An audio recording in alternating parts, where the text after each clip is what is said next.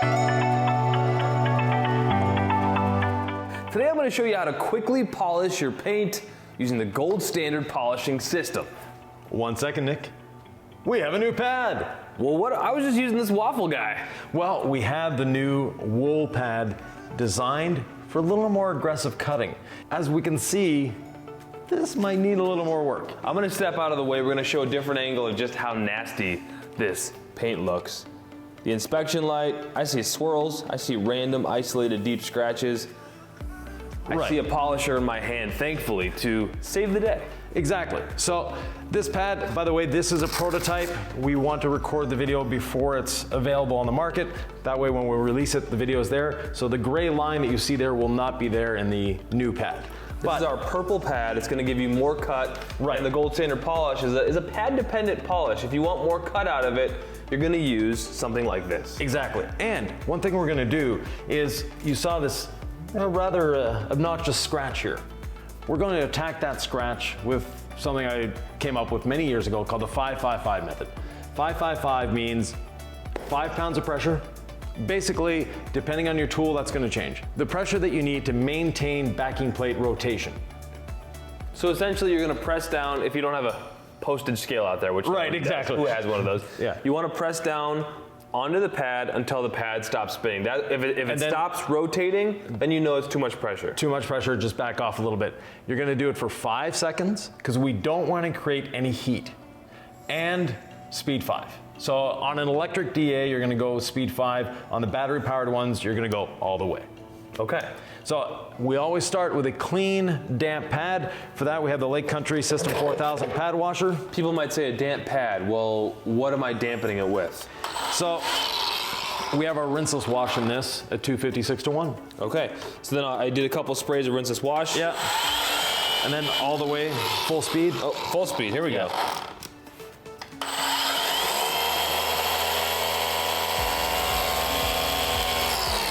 So basically, we want to remove the excess moisture.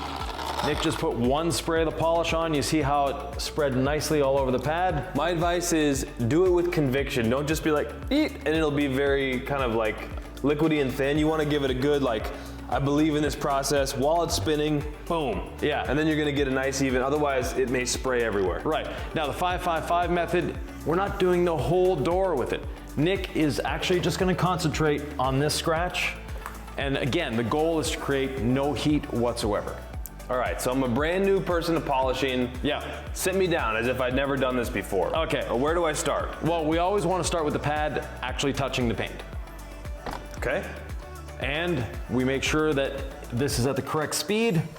We pull the trigger, press on it, and just slowly move. I'm gonna hang out here, I'm gonna move it a little bit. You're gonna slightly hang out. The scratch is a little longer than the pad, so you're gonna have to move it just an inch or 2. Okay, here we go. 1, 2, 3, 4, 5. Okay. Oh, this is the moment of truth. I'm gonna get out of the way. Well, here, we'll even do the inspection light. I'm nervous, Ivan. Did it work? Scratch? What scratch? So we've removed that scratch, but without removing a lot of paint. And I didn't baby it all the way to the left. So where I had the most, I would say, surface contact was right in the middle of it. Right, but still, the scratch is still there. It's not 100% gone. And we don't want to remove it 100%. But from right here, right, I see a scratch there and I don't see a scratch, right? This is the whole mentality of what are we teaching here at DIY Detail? We're not teaching, you know, Pebble Beach concourse detailing. No. It's doable. It takes a craftsman at the highest level. We're trying to teach you out there who maybe has never picked up a polisher before how to get amazing results. Exactly. And this is one way to do it. On a door like this, we actually don't want to polish, or we don't want to do a 2-step over the whole door. There's no point. So where we have that deep scratch, we just do 1 step and we're done. Now we need to blend this all in, and the door needs a bit of work. So Nick is going to now polish the rest of the door, and instead of putting a tape line down, well, we have a body line to show you the difference between the two. I mean, there are spots where you could do the 5-5-5 method. It's just, This is a glaring scratch. The rest you have to get up there with an inspection light or a crazy bright sunny day to see. Yeah, exactly. So clean your pad again. Never. Are we using the wool pad? Yeah, we'll use the wool great. pad.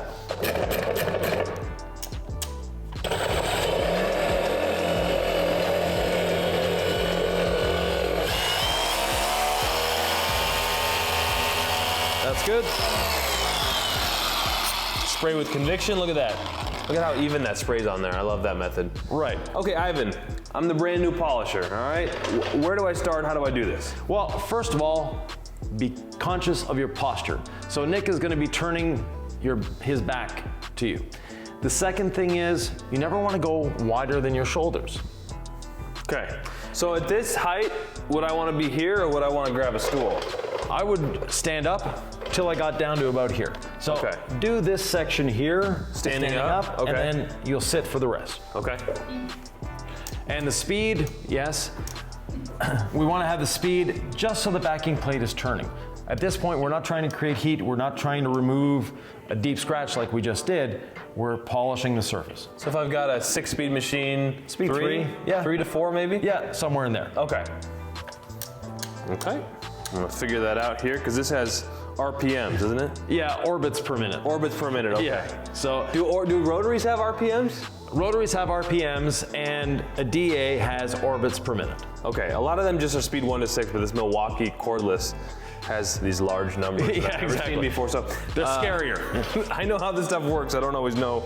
3,000 sounds worse than speed 3. Exactly. So Off you go. Start with the pad on the paint. Right, and now he's gonna apply no pressure whatsoever. We're doing 4 section passes. Yeah, if it feels like you're working, you're doing something wrong. All right.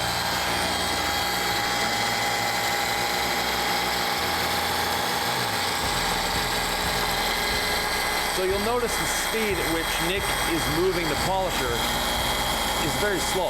He's not moving it like this. The slower you move the polisher, actually the faster you work, the better it is.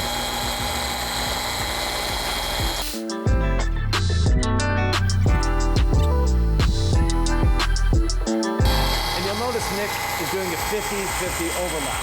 So he goes up with the pad, he moves over half of the pad, does another pass, moves over half of the pad, does another pass. So you're getting very good coverage, very even coverage. And you can see it in the lines here that he's using the full width of the pad, but then moving it half and half. The other thing you'll notice, he's not holding the trigger. He's using the trigger lock. And the trigger lock is an important part of this for your well-being. The tool manufacturers put a lot of effort into putting a trigger lock on the machines. That allows you to work more freely. I like to move so the polisher is not outside of my shoulders. Right. And I'm not worried about trim because our polish is safe on trim. Now with the wool pad, you might want to be a little more gentle on the trim than with the foam pad. Okay, foam pad, you can be a little more casual with it. Right. Yeah. Actually, with the foam pad, I want to polish the trim. So super easy wipe off. Oh my gosh, Ivan. I don't know if we can see in that other camera. That looks incredible. Let's that get out 50-50. Let's get out the inspection light. I'm gonna get out of the way. There's deep scratches there, don't get me wrong.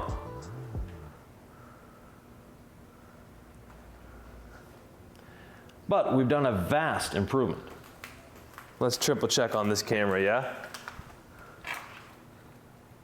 Wow, that's night and day. Yeah. And that's something that, with no pressure, we just want the backing plate to spin. You're gonna clean this pad out in the pad washer, a couple sprays, right? Then you run it, Low speed, Low on speed. the platen.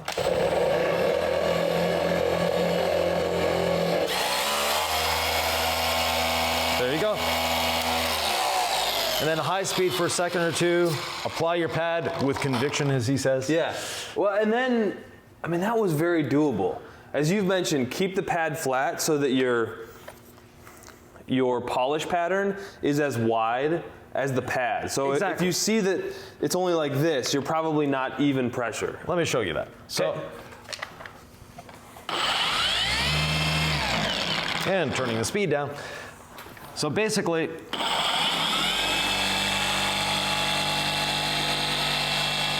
we have a pattern now that's as wide as the pad. And make sure we can see that on the camera, sir. Yeah, oh, sorry. No, you're good.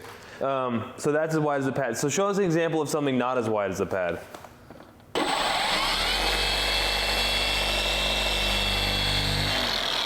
So if you're tilting it, now you're not as wide as the pad. You're actually working slower. People have this misconception over time, and it's developed, it's passed down from generation to generation, that tilting the polisher is somehow going to get you faster results. In essence, it's not getting you faster results, it's slowing you down, because now you're only using a small portion of the pad. We used to do that on lacquer paints back in the 70s when machines couldn't go this slow. So the slowest speed a machine would go back then was between 1,500 and 2,000 RPM on a rotary. Today, rotaries go down to 400 RPM. We needed to do that to cool the pad down, but then that caused swirls. Because every time you do that, you have the possibility of inducing a swirl. At the end, we would take our machine with the rotary flat against the surface to eliminate the swirls, but we would move so fast that we looked like we were trying to polish it by hand. So,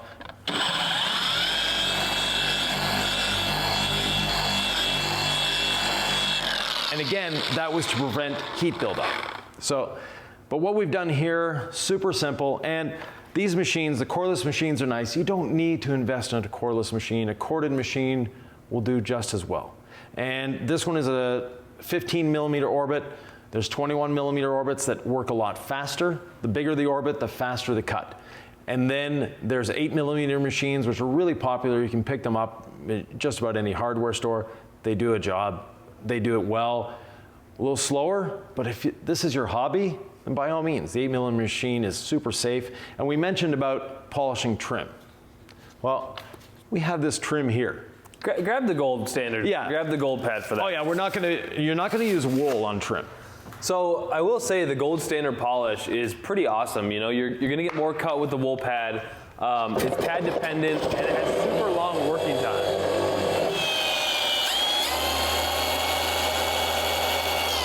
And there's no fillers in it either, so you could do this, then do a panel prep wipe and ceramic coat your vehicle as well. And we always start with a clean, damp pad. See, if you do it that way, you don't get splatter. Right. Conviction. And so we have these beautiful panels here that, they've seen a better day or two. See, at first I was hesitant. I said, you're gonna polish trim, but let's try it.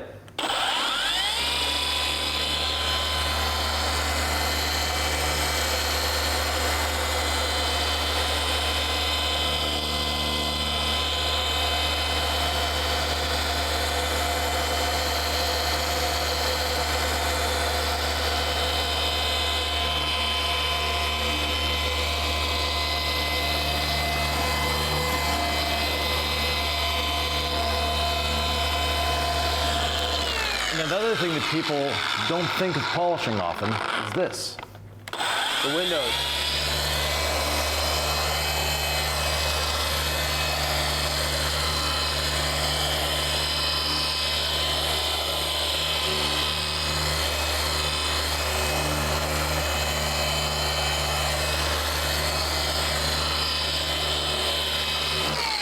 And so on and so forth. You're doing half the window, but we get the idea. It's going to make glass cleaning so much easier. And if you're putting ceramic coating on your window, it's going to make it last longer.